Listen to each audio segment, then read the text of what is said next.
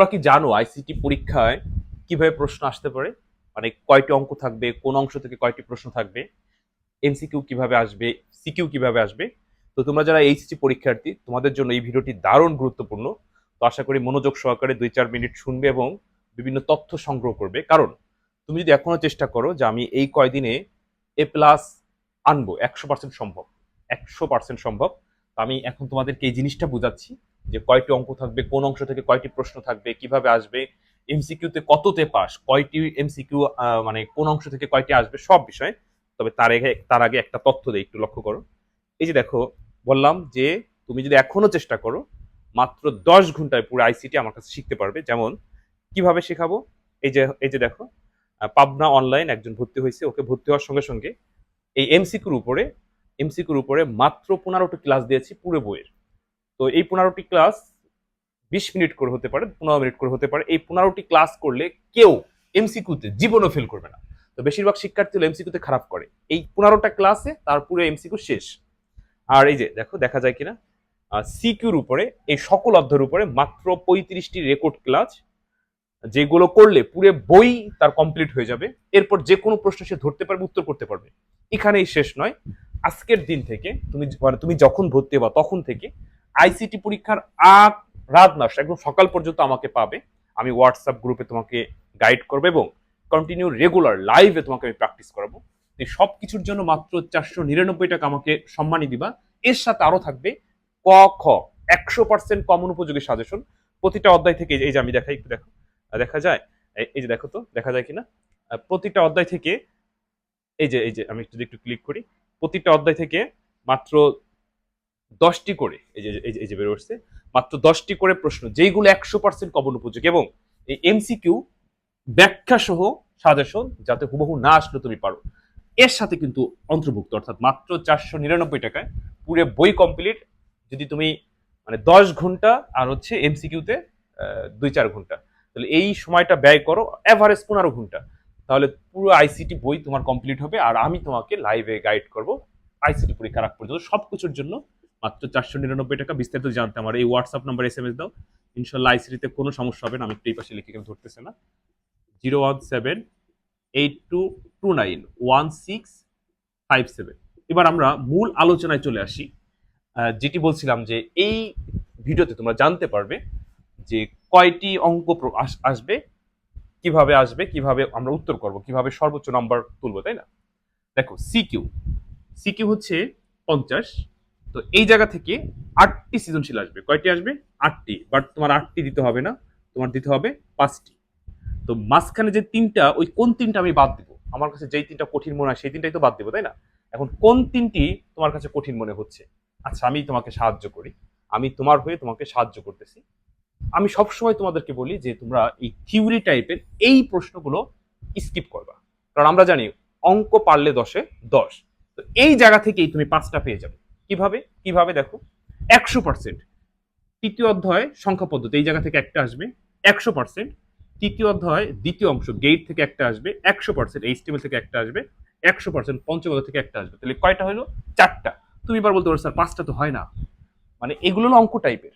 হ্যাঁ, এবার 100% এখান থেকে একটা আসবে, এখান থেকে একটা আসবে, তাহলে 4 আর 2 6। এবার আসো, এই যে হলো মেইন মেইন অংশ, যে টোটাল আসবে 8টা, কিন্তু আমরা পেয়ে গেলাম 6টা। বাকি 2টা কোন জায়গা থেকে আসবে?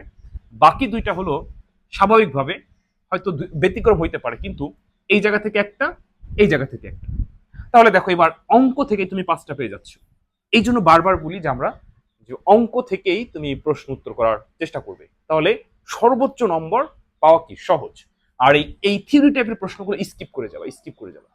আচ্ছা, এটা গেল এমসিকিউ। এখন কোনো কারণে ধরো তুমি এই পঞ্চম অধ্যায় প্রোগ্রাম পারতেছো না, কোনো কারণে, এই যে এইটা পারতেছো না, এখন এই জায়গা থেকে 2টা আসতে পারে।